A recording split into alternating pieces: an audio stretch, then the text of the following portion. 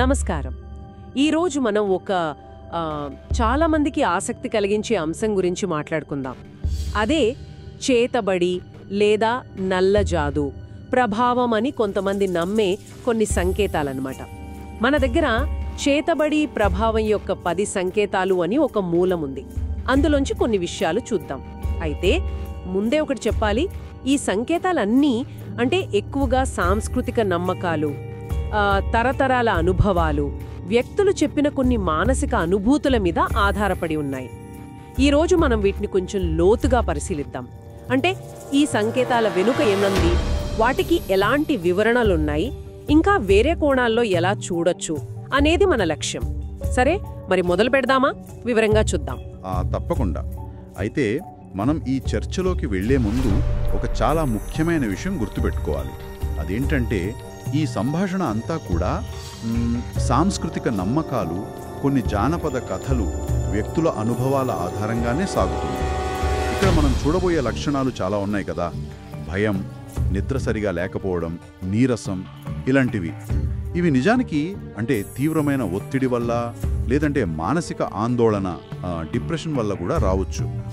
కొన్నిసార్లు మనకు తెలియని ఆరోగ్య సమస్యలు కూడా కారణం కావచ్చు. అందుకని ఎప్పుడూ దీన్ని కొంచెం లాజికల్గా అన్ని కోణాల్లోంచి చూడటం ముఖ్యం అన్నమాట. గుడ్డిగా ఒక నమ్మకం వైపు వెళ్ళకూడదు. చాలా బాగా చెప్పారు. సరే, ఇక మొదటి విభాగానికి వద్దాం. మూలం ప్రకారం కొన్ని సంకేతాలు ముఖ్యంగా మానసిక భావోద్వేగ స్థితులకు సంబంధించినవి అనిపిస్తున్నాయి. మొదటిది అకస్మాత్తుగా, అంటే అసలు కారణం లేకుండానే విపరీతమైన భయం లేదా ఆందోళన కలగడం. మామూలుగా బానే ఉంటారు, కానీ సడన్గా భయపడిపోవడం, రాత్రిపూట ఇంకా ఎక్కువ ఆందోళనగా ఉండటం, కొన్నిసార్లు పానిక్ అటాక్స్ లాంటివి రావడం. దీనికి కంటిన్యూవేషన్గా రెండవ సంకేతం కూడా ఉంది, నిద్రకు ఇబ్బంది కలగడం. అంటే తరచుగా భయంకరమైన కలలు రావడం, లేదా రాత్రిపూట ముఖ్యంగా 2-3 గంటల టైంలో సడన్గా మెలకువ రావడం, ఆ తర్వాత మళ్ళీ నిద్ర పట్టకపోవడం, లేదా గదిలో ఒంటరిగా ఉన్నా కూడా ఎవరో చూస్తున్నట్లు, గమనిస్తున్నట్లు అనిపించడం. అలాంటి ఫీలింగ్ అన్నమాట.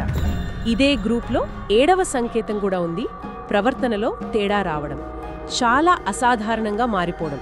అంటే ప్రశాంతంగా ఉండేవాళ్ళు సడన్గా కోపం, చిరాకు ఎక్కువ చూపించడం, చిన్న విషయాలకే ఓవర్ రియాక్ట్ అవ్వడం, దూకుడుగా మారడం, లేదా మరీ ఎమోషనల్ అయిపోవడం. ఈ మార్పు కూడా నెమ్మదిగా కాకుండా హఠాత్తుగా వస్తుందని మూలం చెప్తుంది. ఇక్కడ ఒక ఇంట్రెస్టింగ్ పాయింట్ ఉంది. ఈ 3 సంకేతాలు అంటే ఈ కారణం లేని భయం, నిద్రలేమి, ప్రవర్తనలో సడన్ మార్పులు, ఇవి మనం సైకాలజీలో చెప్పే క్రానిక్ స్ట్రెస్, యాంగ్జైటీ డిజార్డర్స్, కొన్నిసార్లు డిప్రెషన్ లక్షణాలతో దాదాపుగా సరిపోతున్నాయి తెలుసా. ఉదాహరణకు స్ట్రెస్ ఎక్కువైతే కార్టిజాల్ హార్మోన్ లెవెల్స్ పెరుగుతాయి. దానివల్ల నిద్ర దెబ్బతింటుంది, భయం పెరుగుతుంది, సహనం తగ్గి చిరాకొస్తుంది. నిజానికి చెప్పాలంటే ఈ లక్షణాల లిస్ట్ చూస్తే దీర్ఘకాలిక ఒత్తిడి లేదా బర్న్అవుట్ అంటాం కదా, దాని డెఫినిషన్ లాగే ఉంది. బహుశా ఒకప్పుడు అంటే మనకి ఈ మానసిక ఆరోగ్యం గురించి ఇంత అవగాహన లేనప్పుడు ఇలాంటి తీవ్రమైన కారణం అంతుపట్టని ఇబ్బందులను అర్థం చేసుకోవడానికి, దానికి ఒక పేరు పెట్టడానికి చేతబడి అనేది ఒక ఫ్రేమ్వర్క్ లాగా ఉపయోగపడిందేమో. అప్పటి పరిస్థితుల్లో ఇదొక వివరణలాగా పనిచేసి ఉండొచ్చన్నమాట. ఆ పాయింట్ చాలా ఆసక్తికరంగా ఉంది. అంటే అప్పటి భాషలో, అప్పటి అవగాహనలో ఇదొక వివరణ మార్గమై ఉండొచ్చు. మరి ఈ సంకేతాల్లో అకస్మాత్తుగా, హఠాత్తుగా అని నొక్కి చెబుతున్నారు కదా, ఒత్తిడి ప్రభావాలు కూడా అలా సడన్గా ఎక్కువ అవుతాయా? మంచి ప్రశ్న అడిగారు. సాధారణంగా ఒత్తిడి ప్రభావాలు నెమ్మదిగా పెరుగుతాయి, కానీ కొన్నిసార్లు ఒక ట్రిగర్ తర్వాత కానీ, లేదా ఆ ఒత్తిడి ఒక స్థాయి దాటినప్పుడు కానీ లక్షణాలు ఒక్కసారిగా తీవ్రమైనట్లు అనిపించవచ్చు. అది వ్యక్తి తట్టుకునే శక్తిని బట్టి కూడా ఉంటుంది. అయితే ఈ సాంస్కృతిక నమ్మకాల్లో హఠాత్తు అనేదానికి ఎక్కువ ప్రాధాన్యత ఇస్తారు. ఎందుకంటే అది ఏదో బయటి శక్తి వల్ల జరిగిందని నమ్మడానికి వీలుగా ఉంటుంది. కానీ అదే సమయంలో వైద్యపరమైన మానసిక కారణాలను అస్సలు వదిలేయకూడదు. అర్థమైంది. సరే, ఇక మానసిక స్థితి నుంచి శక్తి స్థాయిలో శారీరక ఆరోగ్యం వైపు చూద్దాం. 3వ సంకేతం ఎనర్జీ లెవెల్స్ సడన్గా పడిపోవడం, చాలా నీరసంగా అయిపోవడం. అంటే రాత్రంతా బాగా పడుకున్నా కూడా ఉదయం లేవగానే అస్సలు శక్తి లేనట్లు, చాలా అలసటగా ఉండటం. మామూలుగా చేసే పనుల మీద కూడా ఇంట్రెస్ట్ పోవడం, ఎప్పుడూ నీరసంగా నిస్సత్తుగా అనిపించటం అన్నమాట. దీనికి దగ్గరగానే 5వ సంకేతం కూడా ఉంది, ఆకలి తగ్గిపోవడం లేదా సడన్గా ఆరోగ్య సమస్యలు రావడం, వాటికి కారణం కూడా తెలియకపోవడం. ఉదాహరణకు ఏ డాక్టరు కారణం చెప్పలేకపోయినా విపరీతమైన నీరసం, ఊరికే వాంతి వచ్చినట్లుండటం, లేదా తగ్గని తలనొప్పి, ఒళ్ళు నొప్పులు రావడం, టెస్టులు చేసినా నార్మల్ అని రావడం, కానీ ఇబ్బంది మాత్రం తగ్గకపోవడం, ఇలాంటివని మూలం చెబుతోంది. ఈ 2 సంకేతాలు మనసుకి శరీరానికి ఉన్న సంబంధాన్ని చాలా బలంగా చూపిస్తున్నాయి. మైండ్ బాడీ కనెక్షన్ అంటాం కదా. తీవ్రమైన మానసిక ఒత్తిడి, యాంగ్జైటీ, డిప్రెషన్ ఇవి కేవలం మనసులోనే ఉండవు, అవి శరీరం మీద కూడా ప్రభావం చూపిస్తాయి. వీటినే మనం సైకోసోమాటిక్ లక్షణాలు అంటాం. అంటే ఒత్తిడి వల్ల ఇమ్యూనిటీ తగ్గడం, జీర్ణ వ్యవస్థ దెబ్బతినడం, అందుకే ఆకలి తగ్గడం, వికారం రావడం, ఇంకా కండరాలు బిగుసుకుపోయి తలనొప్పులు, ఒళ్ళు నొప్పులు రావడం, ఎప్పుడూ అలసటగా ఉండటం, ఇవన్నీ జరగవచ్చు.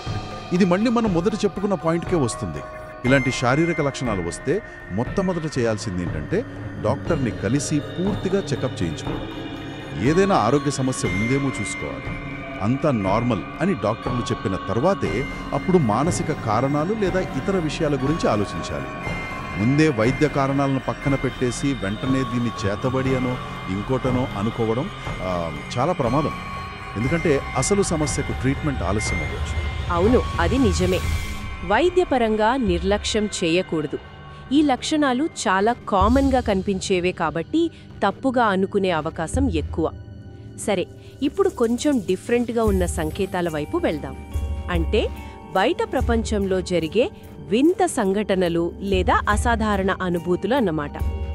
6వ సంకేతం ఇంట్లో ఏదో వింత ఉనికి, అంటే కనపడని శక్తి ఉన్నట్లు అనిపించడం, ఎవరూ లేకపోయినా ఎవరో గుసగుసలాడినట్లు వినపడటం, లేదా ఎవరో చల్లగా తాకినట్లు అనిపించడం. ముఖ్యంగా ఒంటరిగా ఉన్నప్పుడు మన వెనుక ఎవరో నిలబడి చూస్తున్నట్లు భయం గొలిపే ఫీలింగ్ కలగడం. 9వ సంకేతం ఇంకా విచిత్రంగా ఉంటుంది. ఇంట్లో వస్తువులు అవే కదలడం లేదా పగిలిపోవడం, అంటే టేబుల్ మీద పెట్టినవి కింద పడిపోవడం, గోడకున్న ఫోటోలు పగిలిపోవడం, లేదా కొన్ని వస్తువులు చోటు మారడం. వీటికి ఏ కారణం కనిపించకపోవడం. ఇక 10వ సంకేతం ఇది పెంపుడు జంతువులకు సంబంధించింది. ఇంట్లో పెంచుకునే కుక్కలు, పిల్లులు, పక్షులు వింతగా ప్రవర్తించడం.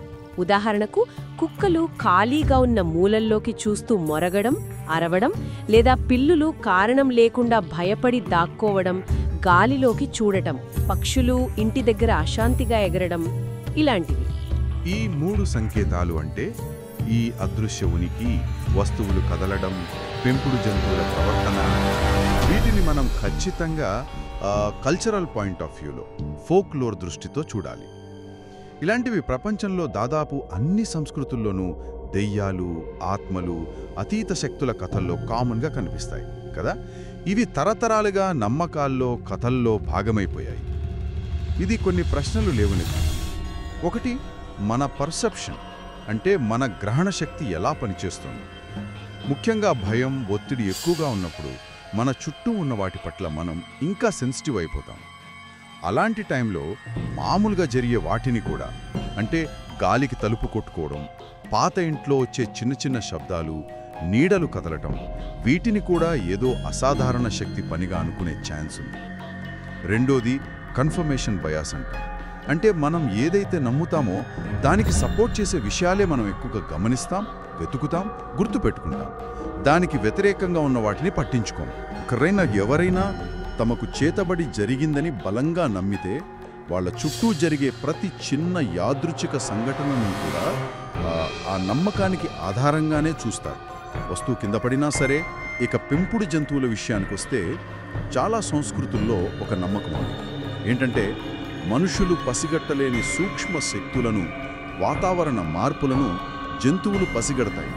ముఖ్యంగా నెగటివ్ ఎనర్జీస్ పట్ల అవి సెన్సిటివ్గా ఉంటాయని అనుకుంటారు. అందుకే వాటి ప్రవర్తనలో తేడా వస్తే దాన్ని ఒక సూచనగా తీసుకుంటారు.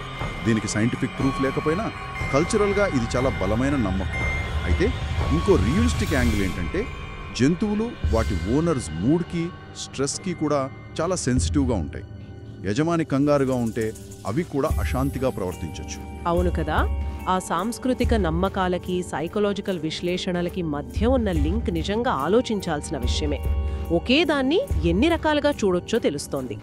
సరే, ఇక చివరి విభాగానికొద్దాం. ఇవి మొత్తం జీవితం మీదే ప్రభావం చూపే సంకేతాలు అని మూలం అంటోంది. 4వ సంకేతం నెగటివ్ థాట్స్, అంటే ప్రతికూల ఆలోచనలు మైండ్ని పూర్తిగా ఆక్రమించేయడం. ఏ కారణం లేకుండా ఎప్పుడూ డార్క్గా ఆలోచించడం, భవిష్యత్తు మీద హోప్ లేకపోవడం, తీవ్రమైన సెల్ఫ్ డౌట్, అంటే మన మీద మనకే నమ్మకం లేకపోవడం, నిస్సహాయంగా ఫీల్ అవ్వడం. 8వ సంకేతం ఎప్పుడు దురదృష్టం వెంటాడుతున్నట్లు అనిపించడం, అంటే ఒకదాని తర్వాత ఒకటి అన్ని తప్పు జరుగుతున్నట్లు, ఫెయిలియర్స్ వస్తున్నట్లు అనిపించడం. ఇది లైఫ్లో అన్ని ఏరియాల్లోనూ కనిపించవచ్చు. సడన్గా ఉద్యోగం పోవడం, బిజినెస్లో లాస్ రావడం, డబ్బులకి ఇబ్బంది అవ్వడం, రిలేషన్షిప్స్ దెబ్బతినడం, ఇంట్లో ప్రశాంతత లేకపోవడం, ఏ పని మొదలుపెట్టినా ఏదో ఒక అడ్డంకి రావడం.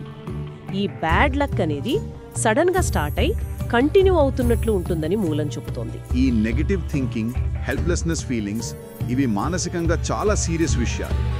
ఇవి చాలాసార్లు క్లినికల్ డిప్రెషన్ లేదా సివియర్ యాంగ్జైటీ డిజార్డర్స్ యొక్క ముఖ్య లక్షణాలన్నమాట. ఒక వ్యక్తి మానసికంగా బాగా కుంగిపోయినప్పుడు వాళ్ళ ఆలోచనలే నెగటివ్గా మారిపోతాయి. వాళ్ళని వాళ్ళే నిందించుకుంటారు, ఫ్యూచర్ అంతా బ్లాంక్గా కనిపిస్తుంది, చిన్న సమస్య కూడా పెద్దది కనిపిస్తుంది. కాబట్టి ఇలాంటి లక్షణాలుంటే ఖచ్చితంగా ఒక మెంటల్ హెల్త్ ప్రొఫెషనల్ని కలవటం చాలా అవసరం. ఇక దురదృష్టం అనే కాన్సెప్ట్ చూస్తే ఇక్కడ కూడా ఆ కన్ఫర్మేషన్ బయాస్ అనేది పనిచేస్తుంది. జీవితంలో యాదృచ్ఛికంగా కొన్ని నెగటివ్ సంఘటనలు వరుసగా జరిగినప్పుడు మనం వాటి మధ్య ఏదో లింక్ ఉందని అనుకుంటాం. ముఖ్యంగా వాటికి వెంటనే లాజికల్ రీజన్స్ కనపడకపోతే దాన్ని దురదృష్టం అని లేబుల్ వేసి దానికి కారణం ఏదో బయటి శక్తి, అంటే చేతబడి లాంటిదని నమ్మే అవకాశం పెరుగుతుంది. దీన్ని పెద్ద చిత్రంలో చూస్తే మన లైఫ్లో వచ్చే కష్టాలకు, ఫెయిల్యూర్స్కి, ముఖ్యంగా వాటికి కారణం తెలియనప్పుడు ఒక అర్థం, ఒక ఎక్స్ప్లెనేషన్ కావాలని మనం అనుకుంటాం. అది మనిషి సహజం. ఈ చేతబడి లాంటి నమ్మకాలు ఏం చేస్తాయంటే ఆ అనిశ్చితిని, కన్ఫ్యూజన్ని తగ్గించి జరుగుతున్న దానికి ఒక సాంస్కృతికంగా యాక్సెప్టబుల్ కారణాన్ని ఇస్తాయి. ఆ విధంగా వాళ్ళకి కనీసం దీనివల్లే ఇదంతా జరుగుతోంది అని ఒక క్లారిటీ వచ్చిన ఫీలింగ్ వస్తుంది. ఇది టెంపరీగా కొంత రిలీఫ్ ఇవ్వచ్చేమో గానీ అసలు సమస్యలను పక్కదారి పట్టించే ప్రమాదం కూడా ఉంది. చాలా లోతైన విశ్లేషణ చేశారు. ఈ 10 సంకేతాల వెనుకున్న సాంస్కృతిక నమ్మకాలు, వాటికి ప్రత్యామ్నాయంగా ఉన్న మానసిక, వైద్య కారణాలు, ఇంకా మనిషి ఆలోచన విధానం పాత్ర అన్నీ బాగా చర్చించాం. ఒక్కసారి ఆ 10 సంకేతాలను మళ్ళీ గుర్తు చేసుకుందాం. 1 సడన్ భయం, ఆందోళన. 2 నిద్రలేమి. 3 శక్తి తగ్గిపోవడం. 4 నెగటివ్ ఆలోచనలు. 5 ఆకలి లేకపోవడం, ఆరోగ్య సమస్యలు. 6 వింత ఉనికి ఫీలింగ్. 7 ప్రవర్తనలో మార్పు. 8 కంటిన్యూస్ బ్యాడ్ లక్. 9 వస్తువులు కదలడం, పగలడం. 10 పెంపుడు జంతువుల వింత ప్రవర్తన. ఇవన్నీ కూడా మనం చూసిన మూలం ప్రకారం చేతబడి ప్రభావం వల్ల వస్తాయని కొందరు నమ్మే అనుభవాలు. మళ్ళీ చెప్తున్నాం, ఇవి సాంస్కృతిక నమ్మకాలు, వ్యక్తుల అనుభవాల ఆధారంగా చెప్పబడినవి.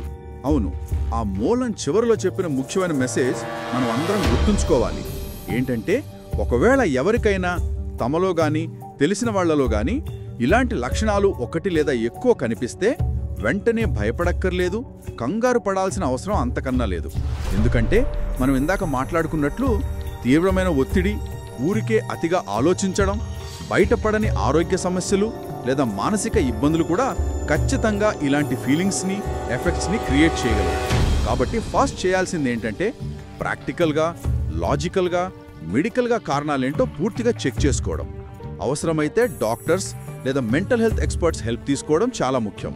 అదే సమయంలో ఆ మూలం చెప్పినట్లు ఆధ్యాత్మికంగా కొంచెం స్థిరంగా ఉండడం, పాజిటివ్గా ఆలోచించడం, మానసికంగా ధైర్యంగా, బలంగా ఉండటానికి ట్రై చేయడం కూడా ఇలాంటి నెగిటివ్ ఫీలింగ్స్ని డీల్ చేయడంలో హెల్ప్ చేయొచ్చు. ముగించే ముందు వినేవాళ్ల ఆలోచనల కోసం ఒక ప్రశ్న. మనం చూసాం కదా ఈ చెప్పబడిన చేతబడి సంకేతాలు, భయం, నిద్రలేమి, నీరసం, నెగిటివ్ ఆలోచనలు, యాదృచ్ఛిక సంఘటనలు, ఇవన్నీ కూడా ఒత్తిడి, ఆందోళన, అనారోగ్యం లేదా లైఫ్లో మామూలుగా జరిగే ఒడిదుడుకులు వంటి సాధారణ అనుభవాలతో ఎంత ఈజీగా, ఎంత ఎక్కువగా ఓవర్లాప్ అవుతున్నాయో. మరలాంటప్పుడు చేతబడి లాంటి నమ్మకాలు కొన్ని సమాజాల్లో, కొందరిలో ఎందుకు అంత బలంగా పాతుకుపోయున్నాయి?